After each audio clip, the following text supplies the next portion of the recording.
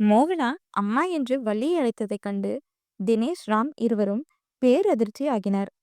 அவர்களை கண்டு கொள்ளாத மோகனா வள்ளியின் கன்னத்தை தட்டி, மா, உனக்கு என்னாச்சு? எந்திரிமா என்று படபடத்தாள். வள்ளியின் நிலையை உணர்ந்து வேகமாக தண்ணீர் பாட்டிலை எடுத்து மோகனாவிடம் நீட்டினார் ராம். மோகனா தாயையே அழுகையுடன் பார்த்தாள். தண்ணிய தெளிமா என்று ராம் சொன்னதும் அழுகையை அடக்கிக் கொண்டு தண்ணீர் பாட்டிலை வாங்கிய மோகனா கையை குழியாக்கி தண்ணீரை ஊற்றி பின்பு வள்ளியின் முகத்தில் அடித்து தெளித்தாள். வள்ளிக்கு கொஞ்சம் கொஞ்சமாக மயக்கம் தெளிய ஆரம்பித்தது. மெதுவாக கண்ணை திறந்த வள்ளிக்கு மகள் அழுதபடி அமர்ந்திருந்த தோற்றம் தெரியவும் அவரின் கண்கள் அனிச்சையாக அவள் கழுத்தை தழுவியது.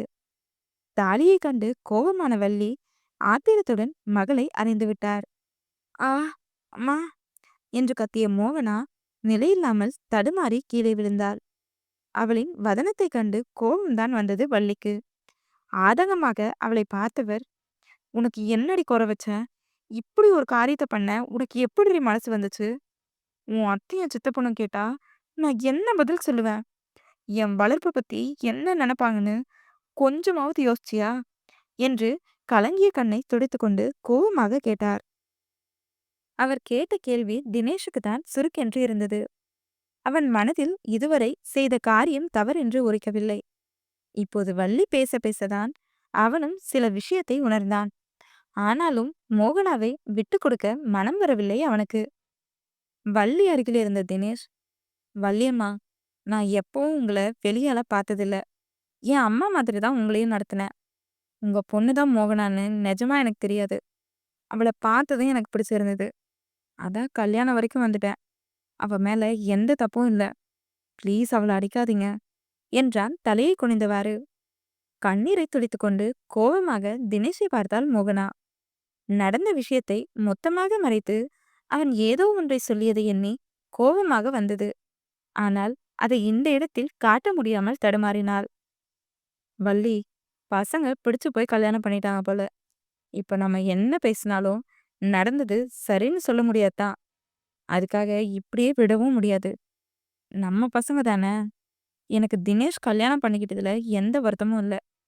என்ன, அவன் முன்னாடியே சொல்லியிருந்தா முறைப்படி கல்யாணம் பண்ணியிருக்கலாம். எப்படியும் நீ மோகனாவ ஒருத்தன் கையில பிடிச்சு கொடுக்க தானே போற. அது என் பையனா இருந்துட்டு போறான் என்றார் ராம். நான் லவ் பண்ணி கல்யாணம் பண்ணிட்டு வந்தேன்னு அப்பா நினைச்சிட்டார் போல. இவளுக்கு கட்டாய தாலி கட்டணும்னு தெரிஞ்சா அவ்வளோதான் என்று மனதில் மட்டுமே நினைத்து கொண்டான் தினேஷ். வள்ளிக்கு மனம் நெருடலாக இருந்தது. வீட்ல இது எப்படி சொல்றது? ஏற்கனவே மோகனாவ அந்த அம்மா அந்த பேச்சு பேசும். இதுல இவங்க உயரம் வேற ரொம்ப பெருசு. இவனை கல்யாணம் பண்ணிக்கிட்டு தெரிஞ்சாலும் நல்ல விதமா எதையும் பேச மாட்டாங்க.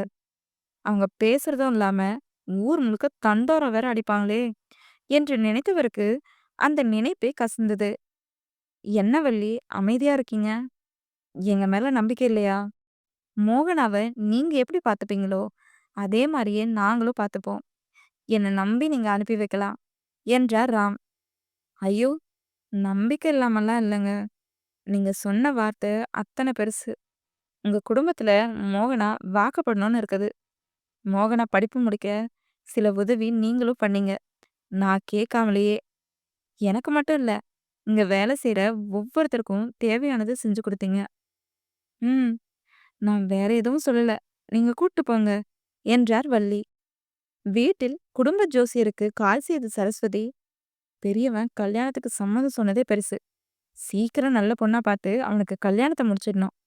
மாமாவுக்கு பின்னால பொறுமையா விஷயத்த சொல்லிக்கலாம் என்று மனதில் நினைத்தவர் மறுபுறம் கால் அட்டன் ஆனதும், ஜோசியரே, நான் ராமோட பொண்டாட்டி பேசுறேன் என்று தன்னை அறிமுகப்படுத்திக் கொண்டார். சொல்லுங்க சரஸ்வதி அம்மா, எப்படி இருக்கீங்க என்று நலம் விசாரித்தார் ஜோசியர். ராம், சரஸ்வதி இருவரும் திருமணமானதிலிருந்து இந்த ஊரில்தான் இருக்கின்றனர். ராம் மட்டும் வேலை விஷயமாக அவ்வப்போது சென்னை செல்வார். இப்போது தினேஷின் மொத்த நிர்வாகமும் கூட சென்னையில்தான். நல்லா இருக்கேன் ஜோசியரே. என் பெரிய பையன் தினேஷ் கல்யாண விஷயமா தான் ஃபோன் பண்ணேன். இப்பதான் அவன் கல்யாணம் பண்ணிக்கிறேன்னு ஒத்து வந்திருக்கான். அதான் நாளை கடத்தக்கூடாதுன்னு ஃபோனை போட்டேன். அவனோட ஜாதகம் உங்ககிட்ட இருக்கும்ல, அதுக்கு பொருத்தமா கொண்டு பாருங்க. அந்தஸ்து முக்கியம் இல்ல, பொண்ணு குணவதியா இருந்தா சரிதான் என்றார் சரஸ்வதி. பார்த்துடலாமா? இன்னும் ஒரு வாரத்துல கல்யாணமே முடிச்சிருக்கணும் ஜோசியரே. அவன் மனசு மாறிடும். அதுக்குள்ள நான் கல்யாணத்த முடிச்சிடணும்னு நினைக்கிறேன் என்றார் சரஸ்வதி. சரிங்கம்மா. நீங்க தான் அந்தஸ்து முக்கியம்னு சொல்லிட்டீங்களே. குடும்பத்துக்கு ஏத்த குணவதியா நான் பார்த்து சொல்றேன் என்றார் ஜோசியர். ம் என்று விட்டு காலை கட் செய்த சரஸ்வதி மகனுக்கு திருமணத்தை முடித்து விடுவேன் என்ற அழுத்தத்துடன் இருந்தார். திருமணமே முடிந்ததை அறியாமல். வள்ளியின் அனுமதி கிடைத்ததும் தினேஷ் ராம் இருவரின் முகத்திலும் தானாக புன்னகை வந்து ஒட்டிக்கொண்டது. வள்ளி, உங்க வீட்ல இருக்க பெரியவங்க கிட்ட நடந்ததை பொறுமையா எடுத்து சொல்லுங்க. நடந்த கல்யாணத்தை மாத்தவோ மறுக்கவோ முடியாது. நீங்க பொறுமையா உங்க குடும்பத்துல உட்காந்து பேசுங்க. இல்ல வீட்ல பெருசா பிரச்சனையானா எனக்கு ஃபோன் பண்ணுங்க என்றார் ராம். சரிங்க சார் என்றார் வள்ளி. இவங்க வீட்ல பிரச்சனை பண்ணி இவளை என்கிட்ட இருந்து பிரிச்சுடுவாங்களோ? இல்ல இல்ல, அப்படியெல்லாம் பண்ண மாட்டாங்க. அவங்க பிரிக்க நினைச்சாவே நான் அவங்கள உண்டு இல்லைன்னு பண்ணிடுவேன். நல்ல வேளை அப்பா இவள அவங்களோட அனுப்பல. இல்லனா இவ திரும்பி என்னோட வருவாளானே சொல்ல முடியாது என்று மனதில் நினைத்து கொண்டான் தினேஷ். டேய், உன் பொண்டாட்டியை கூட்டு வா, வீட்டுக்கு கிளம்பலாம் என்றார் ராம். சரிப்பா என்ற தினேஷ் அழுகையுடன் தன்னை பார்த்த அருமை மனைவியை சில நொடிகள் பார்த்தான். ச்சே, இவன் என்ன மனுஷனோ! என் வாழ்க்கை இவன் கையிலயா வந்து விழணும்? அம்மா கூட என்ன நம்பவே இல்ல.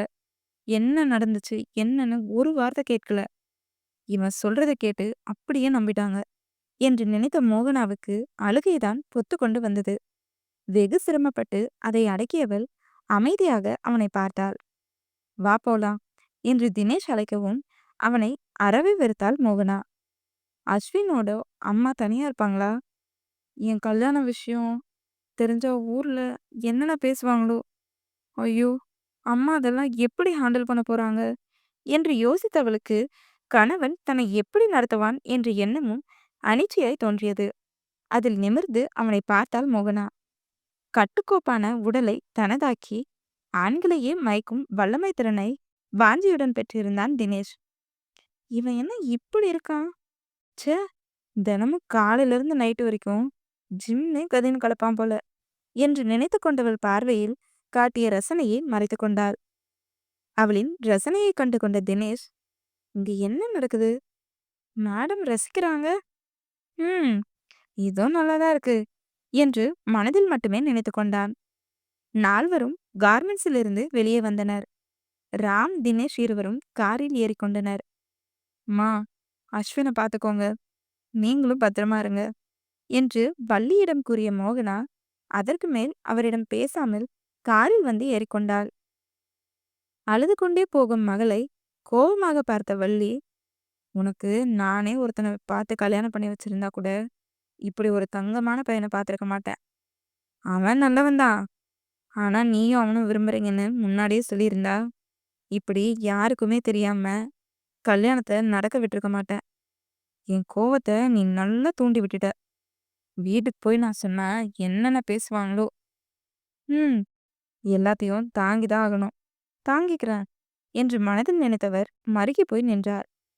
காரை ஸ்டார்ட் செய்த தினேஷ் அடுத்த அரை மணி நேரத்தில் வீட்டிற்கு வந்தவன் போர்ட்டிகோவில் காரை நிறுத்தினான். மூவரும் காரிலிருந்து இறங்கினர். தினேஷ், உன் அம்மாவை பத்தி யோசிக்காத, நான் பேசிக்கிறேன். அவ சொன்னா புரிஞ்சுப்பா என்றார் ராம்.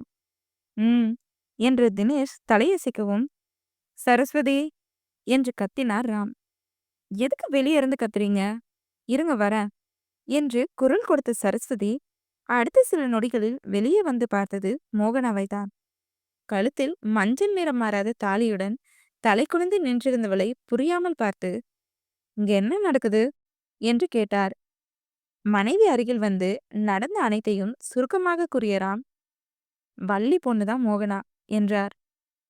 முதலில் சரஸ்வதிக்கு கோபம் வந்தாலும் சூழ்நிலையை உணர்ந்து நிதானமாக யோசித்து, சரி இருங்க வந்துடுறேன் என்று விட்டு உள்ளே சென்றவர் ஆரத்தி கரைசலுடன் மீண்டும் வெளியில் வந்து மணமக்கள் இருவருக்கும் ஆரத்தி எடுத்து பொட்டு வைத்துவிட்டு, உள்ள போங்க வரேன் என்று விட்டு தண்ணீரை கொட்ட அவர்களை தாண்டி சென்றார்.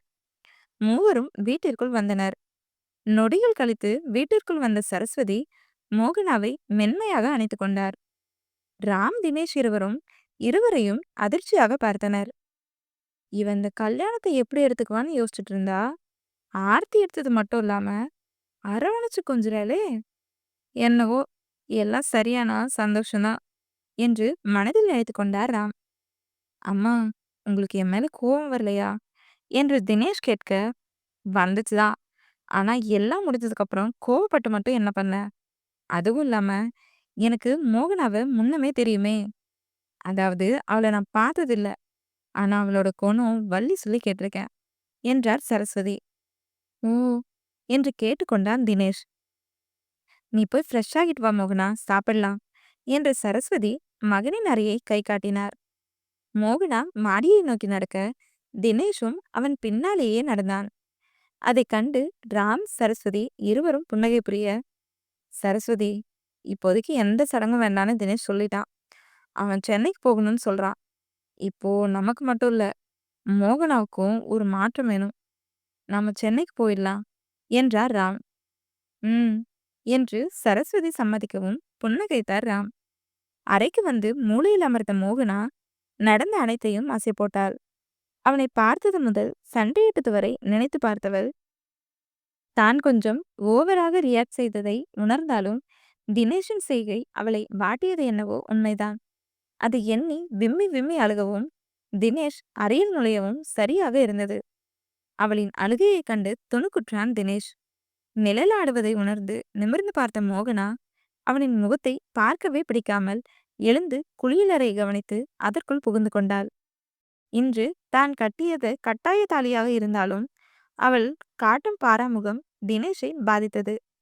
ஒரு மூச்சு அழுத்து தீர்த்த மோகனா கடைசியில் எதையோ முடிவெடுத்து சட்டென ஷவரை திறந்து விட்டவள் தலை முதல் கால் வரை தண்ணீரால் அலசினாள். ஆடையை விலக்கிவிட்டு குளித்து முடித்து துண்டை தேடும்போதுதான் கணவனின் வீட்டில் இருக்கிறோம் என்று உரைக்க, அடுத்து என்ன செய்ய என்றறியாமல் தவித்தவாறு நின்றாள். ச்சே, இப்போ என்ன பண்றது? மாத்து துணி இல்லைன்னு தெரியாம முழுசா நனைஞ்சிட்டேன். எப்படி வெளியே போறது என்று யோசித்தவளுக்கு விடைதான் கிடைக்கவில்லை. குளியலறைக்குள் நின்ற மோகனா கீழே முழுவதும் நனைந்த ஆடையைக் கண்டு, இதை போட்டுட்டு வெளியே போறதும் ட்ரெஸ் போடாம வெளியே போறதும் ஒண்ணுதான். வேற வழியே இல்லை, அவங்கிட்ட தான் கேட்கணும் என்று நினைத்தவள் குளியலறை கதவை மெதுவாக திறந்தாள். அறையை சுற்றி ஆராய்ந்தவள் தினேஷை கண்டு வார்த்தை வராமல் தடுமாறினாள்.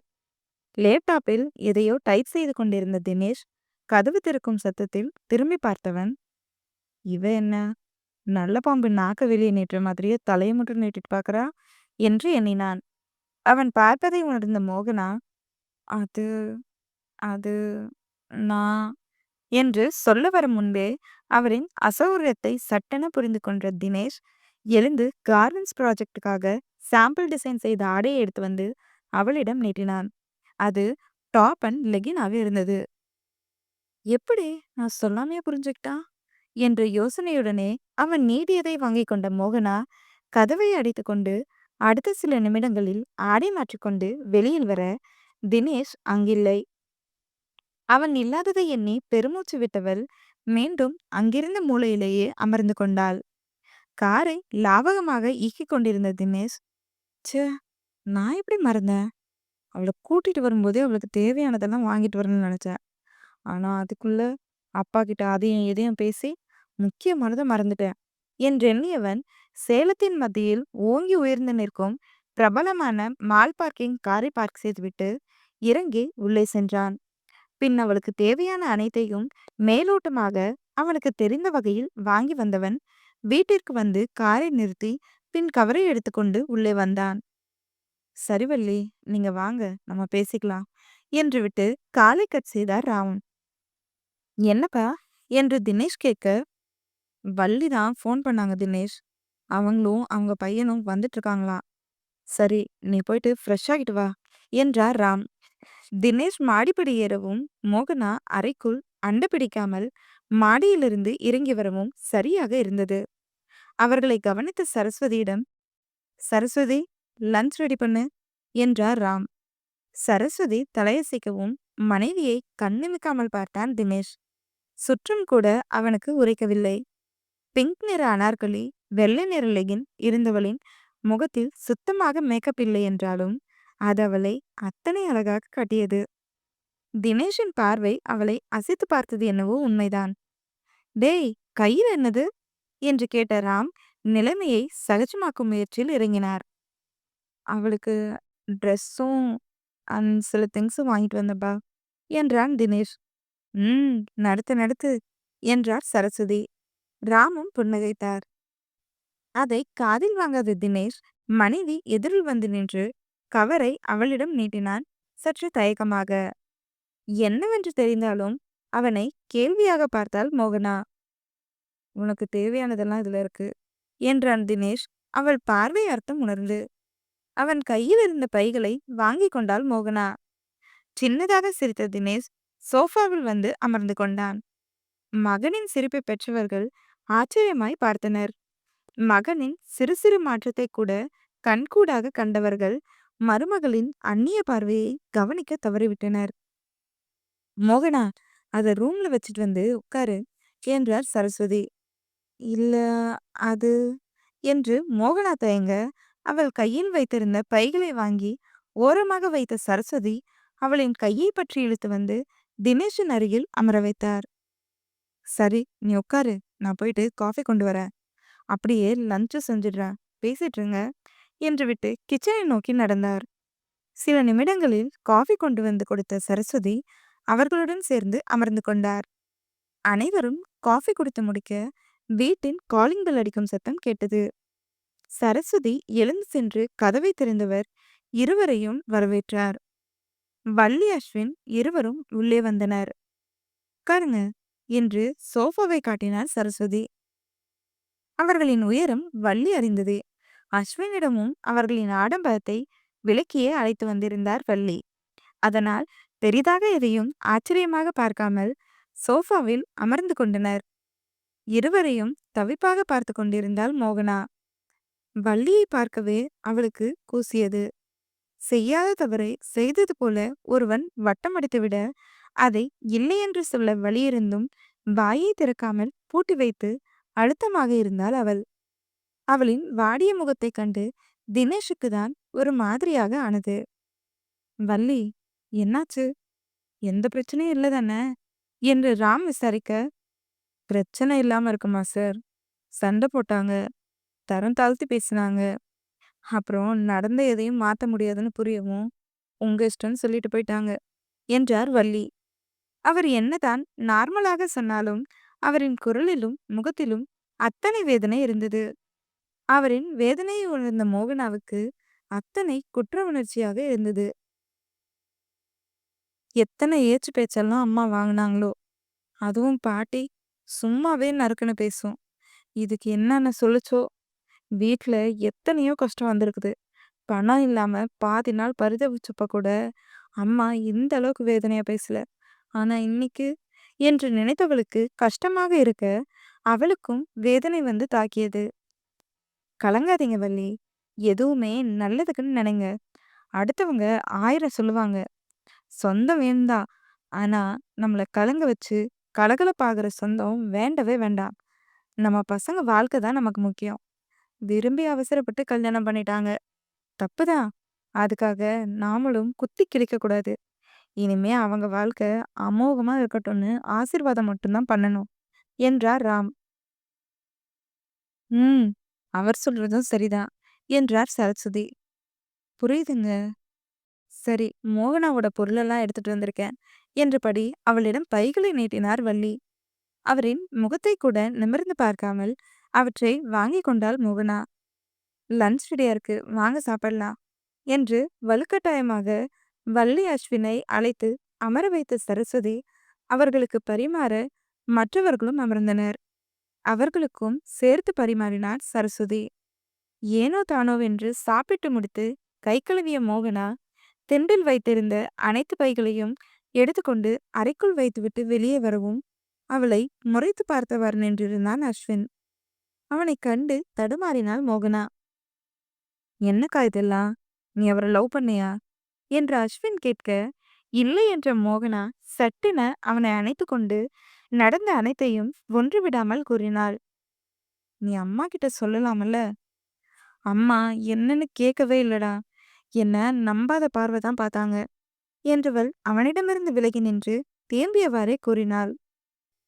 அழாதக்கா என்றபடி அவளின் கண்ணீரை துடைத்துவிட்ட அஸ்வின், எனக்கு என்ன சொல்றதுன்னே தெரியல என்றான் கவலையாக. நானே தடுமாற நிக்கிறேன். நீ என்ன பண்ணுவ? இப்படியெல்லாம் நடக்கணும்னு விதி நடந்துருச்சு. எதையும் மாத்த முடியாது. சாரிடா. என்னால உனக்கு தான் நிறைய கஷ்டம். அம்மாவுக்கு என்னால எதுவுமே பண்ண முடியல. உனக்கு உறுதுணையா நிக்கவும் முடியல என்று கவலையாக கூறினாள். அழாதக்கா. எனக்கும் அம்மாவுக்கும் எந்த பிரச்சனையும் இல்ல. நீ சந்தோஷமா இரு. நான் அம்மாவை பாத்துக்கிறேன் என்றான் பெரிய மனிதனாக. ம் என்றாள் தேம்பியவாறு. உன் ஃபோன் காலேஜ் பேக்ல வச்சிருக்கேன். அப்பப்போ எனக்கு ஃபோன் பண்ணுக்கா என்றான் அஸ்வின். சரிடா பண்றேன்.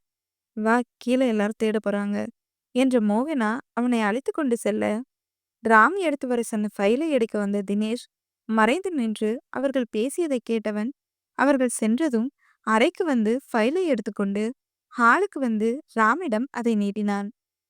ஃபைலை வாங்கிய ராம் அதை வள்ளியிடம் நீட்டி, வள்ளி, கார்மெண்ட்ஸ் இனி உங்க பொறுப்பு. அதை பத்தின டீட்டெயில்ஸ் அத்தனையும் இந்த ஃபைல்ல இருக்கு என்றார். அவரையும் ஃபைலையும் மாறி மாறி பார்த்தார் வள்ளி. நாங்க சென்னையில இருக்க வீட்டுக்கு போறோம் வள்ளி. தினேஷுக்கு அங்கதான் வேலை. என் தொழிலும் அங்கதான் இருக்குது. இந்த ஊர்ல ரொம்ப வருஷம் இருந்துட்டதால போக மனசில்ல. இப்போ தினேஷ் போயே ஆகணும்னு நிக்கிறான். அங்க போனா நேரம் சரியா போயிடும். நாங்க முன்ன கிளம்புனா பின்னாடியே தினேஷ் வந்துடுவான். இங்க இருக்க தொழில நம்பிக்கையானவங்க கிட்ட ஒப்படைக்கணும்னு நினைச்சேன். தினேஷ் தான் உங்ககிட்டயே கொடுக்கலான்னு ஐடியா கொடுத்தது. எனக்குமே அதான் சரின்னு பட்டுச்சு. உங்களை தவிர வேற யாரையும் என்னால நம்ப முடியாது என்றார் ராம். புரியுது சார். ஆனா என்னால மட்டும் எப்படி இதை தனியா பார்க்க முடியும்? என்னதான் அனுபவம் இருந்தாலும் இப்போ நீங்களும் நானும் சம்மதி வீடு தானே. அதான் என்று தயங்கினார் வள்ளி.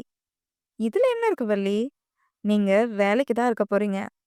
என்ன அந்த இடத்துல எல்லாத்தையும் அரேஞ்ச் பண்ணி ஆதரிச்சு கார்மெண்ட்ஸ் தரத்தை உயர்த்த போறீங்க. அவ்வளோதான். மற்ற வேலையெல்லாம் நான் அங்க இருந்தே பார்த்துப்பேன். கொஞ்ச நாளைக்கு ஹேண்டில் பண்ணுங்க. நாங்க போனதும் அத்தனைக்கும் தனித்தனியா ஆளை பிரிச்சு போட்டுடுறேன் என்றார் ராம்.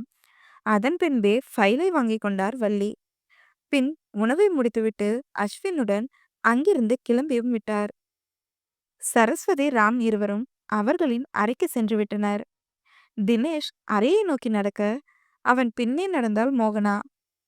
ஆபீஸ் கால் வரவும் அதை அட்டன் செய்து பேசிய தினேஷ் சில நிமிடங்கள் கழித்து மனைவியிடம் வந்தவன், நம்ம சீக்கிரம் சென்னை கிளம்பணும். காலேஜில் டிசி வாங்குற ப்ராசஸை நாளைக்கு இல்லைன்னா நாளைக்கு மறுநாள் கம்ப்ளீட் பண்ணிடலாம் என்றான். அமைதியாக நின்ற மோகனா அவனை ஏறெடுத்தும் பார்க்கவில்லை. ஏய், உங்கிட்ட தானடி சொல்றேன். ஆமா இல்லைன்னு ஒரு வார்த்தை சொன்னா என்ன என்று எரிச்சலாக கேட்டான் தினேஷ். நான் எங்கேயும் வரமாட்டேன். எனக்கு டிவோர்ஸ் கொடுத்துருங்க என்றாள் மோகனா.